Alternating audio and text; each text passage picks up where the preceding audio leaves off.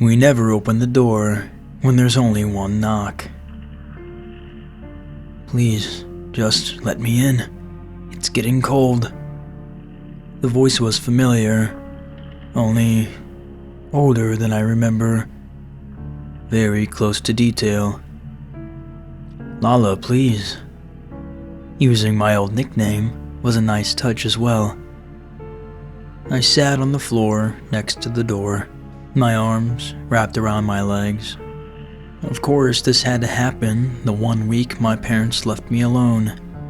They hadn't gone on vacation for years. I practically begged them to get away for a while, for their own good. If I called them, they'd come right back, but I don't think that would help me anyway. Besides, I wasn't an idiot. I heard the knock, and I would not open that door. When someone comes to your house, they ring the bell or knock a few times. Most people like to play safe and simply use the bell. And then you open the door as you normally would. But never, absolutely never, should you open the door when there's only one knock. It was the very first thing we were told when we moved to this neighborhood all those years ago.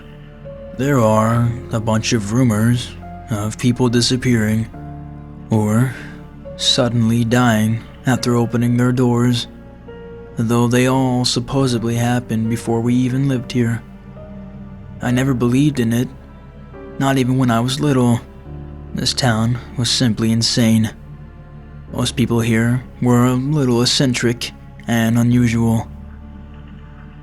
At least, that's what I believed. Until I heard my lost sister call for me after that one loud knock on our front door. "Please, go away," I whispered.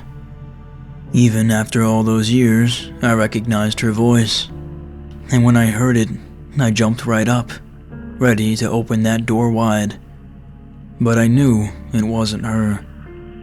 I looked through the window. There was nobody in front of our door. I don't know how much time passed before I finally grabbed my phone and called Max, who's not only our neighbor, but one of our closest friends. "She's here," I said. I knew I wasn't making much sense. I didn't know how to word my thoughts. "Who? Where?" he answered. "Ruby." Silence. "What do you..." Max started speaking, but stopped. She knocked. That was enough information for him. "You didn't open, did you?" I shook my head, which, of course, he couldn't see.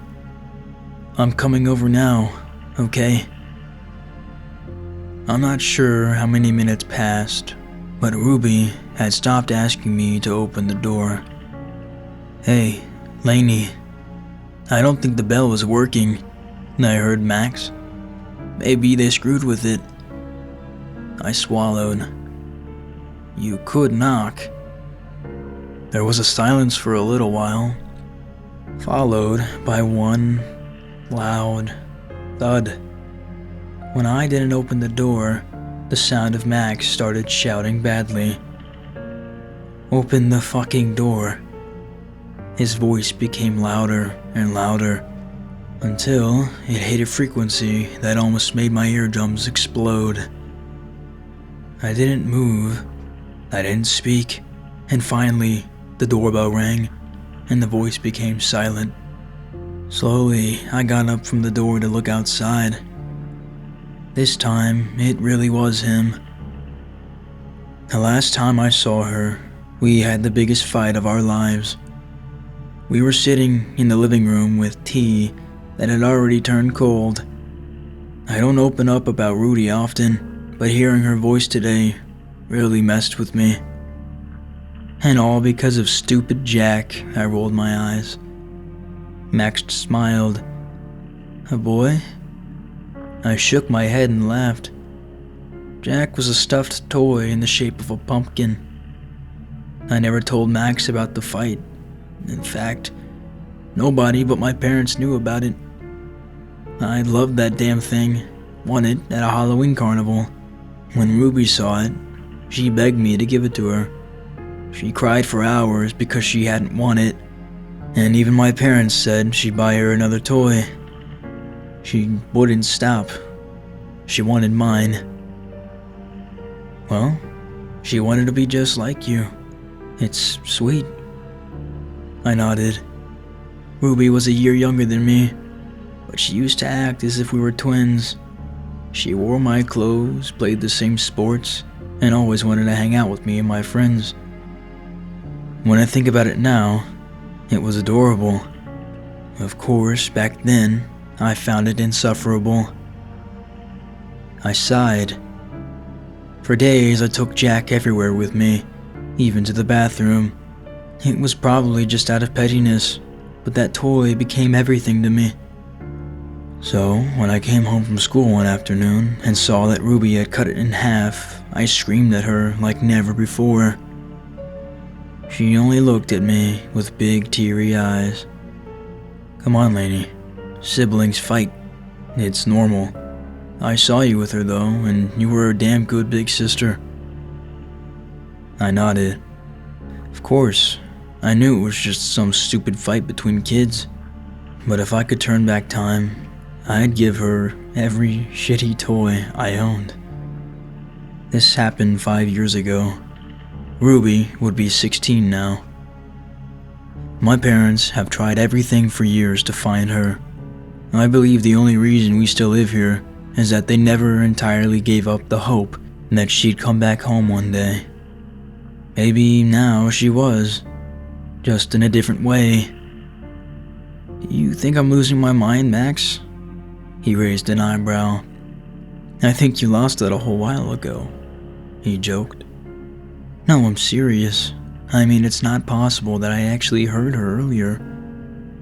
He shrugged. I mean, you did hear a knock. I don't think it was actually her, though. Max and I used to make fun of the superstition when we were younger, before Ruby disappeared. We once played Ding Dong Ditch. After a few houses, Max decided to knock once at the door of our neighbor, Miss Telsky. Someone saw us though, and Max got the biggest lecture of his life from his grandpa, like it was a really big deal. My parents weren't happy either, but Max was grounded for 2 months, during which his grandpa told him all sorts of horror stories from this town. I don't think it was her either, but I do think it was mimicking her, or trying to, I said. For what it's worth, I think it was smart that you didn't open the door. Maybe we're all just a little crazy, but better safe than sorry, right? Max offered to stay the night, and I immediately said yes. We got the air mattress and watched movies, until I started to hear him snoring. The good thing about Max was that I never felt awkward around him. He regularly stayed over since we were little, especially often after Ruby was gone. Having him here really helped against the silence. My mind became easier, and my body heavier. Real thoughts started to mix with dreams, and I was beginning to fall asleep. And then there was another knock. It came from the front door downstairs, but I heard it loud and clearly. My heart started racing, just like it did this afternoon. Max, can you hear that? I whispered, but he didn't answer. Lala, it's dark. Please come and get me. Ruby's new voice cried from outside. Max, tell me you can hear this. I looked over at him, but he didn't move. Finally, I collected the courage to get up and turn on the lights. Max? The eyes of my friend were wide open, but he didn't speak, and he didn't move. I ran over to him and tried to shake him, but his whole body was stiff. Only his eyes moved. Let me in. The voice from downstairs screamed. I don't know what to do anymore. Max was clearly awake, but it seemed like something was holding him back. Almost like he was having sleep paralysis, but with his eyes open. Lala, they're pulling me away. Please help me. I don't know what happened then, but I immediately jumped up and ran downstairs. Some kind of instinct kicked in. Maybe it was her. Maybe I could pull her back inside. But if this really was Ruby, could she also be the one doing this to Max? My hands touched the cold door handle, moving almost as if I was in a trance. I have Jack. They fixed him.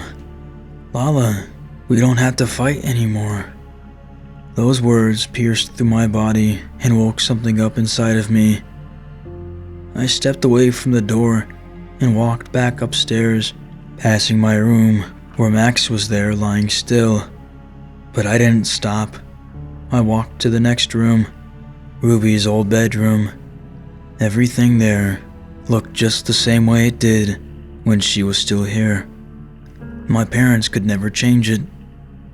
Everything was still the same, and Jack was still placed on her bed where I put it 5 years ago after I'd sewn him back together. They almost got me.